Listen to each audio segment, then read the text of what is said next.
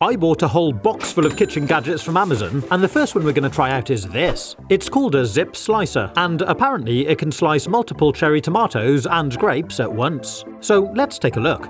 And we've got this curious looking gadget. I'm not entirely sure how it works. And inside there is a really sharp looking blade. And this part is a sort of track, which I think you kind of fill up, and the blade slides down the middle. Let's try it out. So I opened up this tray of tomatoes, and I'm removing these from the vine, and now we need to just insert them into the gadget. Haha, that's really cool, they kind of just roll down in. I filled mine right to the top. Ha, check it out. But you do have to be careful, because if you tilt it the wrong way, they all just roll out. Okay, so next we need to take the blade, line it up over the tomatoes, take a firm grip, and give it a push.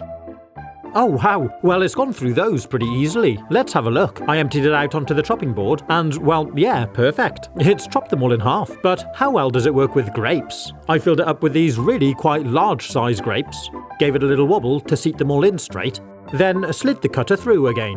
You can see the slice line where it's cut right through them, but if I empty it out and we give them a closer inspection, we can see just how unevenly it cuts them. It's not really in half, this one's just kind of cut the side off, and I think it's because the tube is quite a large diameter to accommodate different sizes of tomatoes and grapes. But what it does mean is if they don't sit perfectly straight in there, the blade won't go through the centre. So I'm going to try it out with these smaller grapes to see what results we get. Well yeah, some really big pieces and some tiny.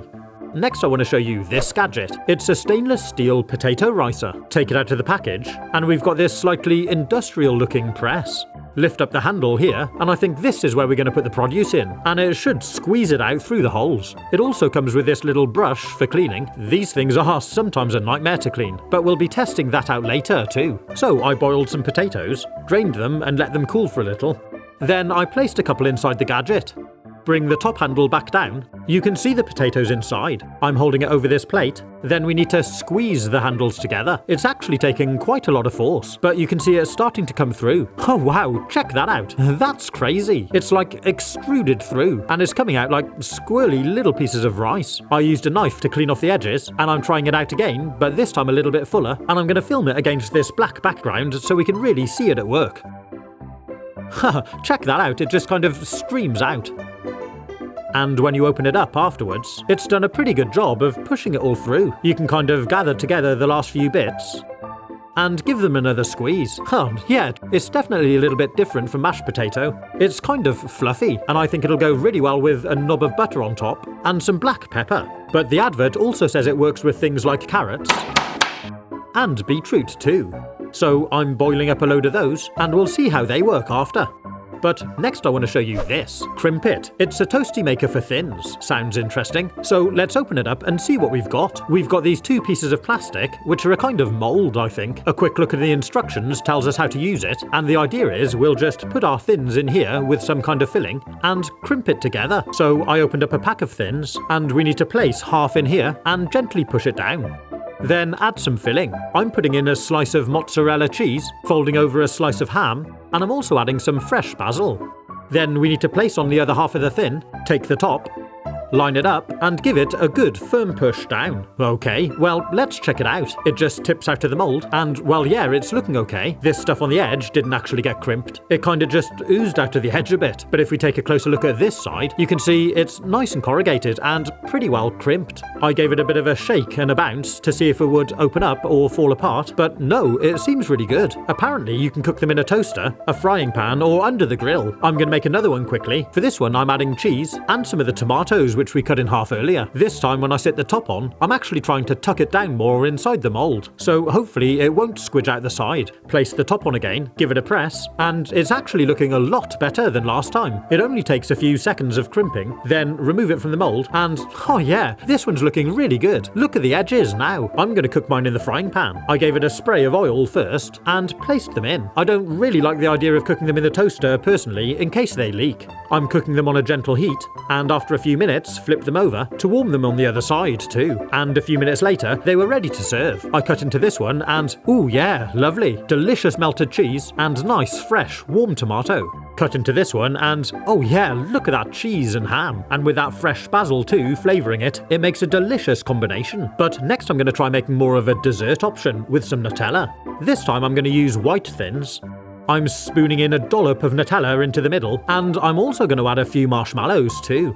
Place the top on, and crimp it, and it's ready for cooking. I actually made a couple of them, cook them the same way, then after a few minutes when it's ready, let's see what we've got. Oh wow, look at that! Amazing Nutella, and check out the colour of the marshmallows. Give it a little squeeze and it kind of oozes out. Oh, that's going to be delicious.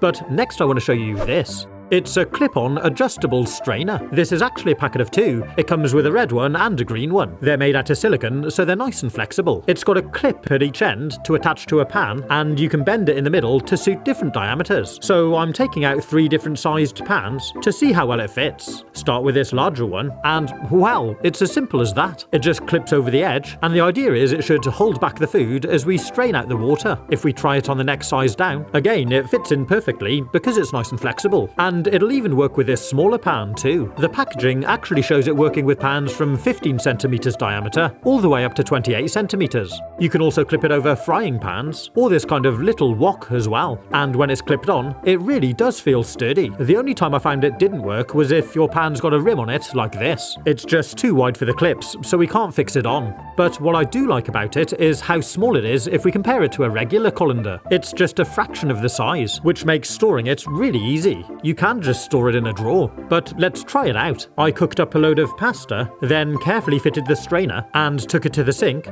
Slowly start tipping it. The water runs down over the spout, and you can see it's doing a great job of holding back the food. Pretty cool, huh? It's working really well. If I try it on this slightly smaller pan with some carrots, again, no issues. What a cool little gadget. If you're enjoying this video, please do consider subscribing, and there's links in the description if you want to buy any of the gadgets. But next, let's take a look at this. And I'm sure you can guess just from looking at it, yeah, it's supposed to be a banana slicer. And I've got to be honest, it does feel a little bit thin and plasticky. Not the best quality, but let's see how well it works. I'm taking this kind of medium-sized banana, peeling it, and placing it on the chopping board. Then take the cutter, and you can kind of line it up with the curve of the banana. And once you're happy with the fit, go ahead and push it down firmly. Well, yeah, push them out from the other side. And there we go, slices of banana. I guess it is safer than using a knife, although you don't really need a particularly sharp knife for cutting a banana. But given the amount of effort it takes to push all the pieces of banana out of the slicer after, and then the time it's going to take to clean it, personally, I think I just prefer to use a knife. But what do you think? Would you find this gadget useful? Now it's time to try out this potato ricer with the carrots we cooked. I loaded it right up, took a firm hold of it, and started squeezing. Straight away, you can actually see quite a lot of juice pouring out. Here comes the carrot. Oh wow, I'm really having to squeeze this hard.